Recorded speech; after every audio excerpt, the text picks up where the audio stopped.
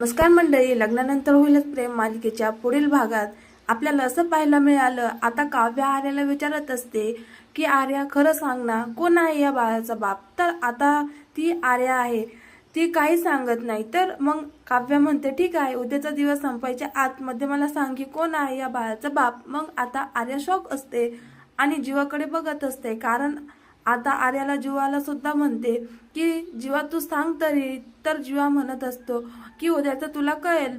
पण आता इथे कोणीच काव्याला सांगत नाही की आर्याच्या पोटात कोणाचं बाळ आहे. दुसऱ्या बाजूला आता आर्या भडकलेली असते आणि भडकूनच नंदिनीला म्हणत असते की काय उत्तर देणार होते मी, तुला कळतंय का, काय उत्तर देणार होते मी, अशी ती भडकत असते. तर मग आता नंदिनी म्हणते की काय उत्तर देणार होतीस, म्हणजे कोणाचं बाळ आहे. तर म्हणायचं होतं.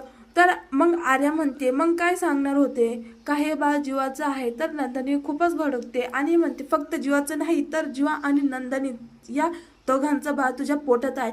फक्त जीवा जीवा करू नकोस. आणि तू प्रत्येक टायमाला हे विसरून जाते की नंदिनीचा सुद्धा हे बाळ आहे. तर आता नंदिनीकडे भडकून आर्याला म्हटलेली असते.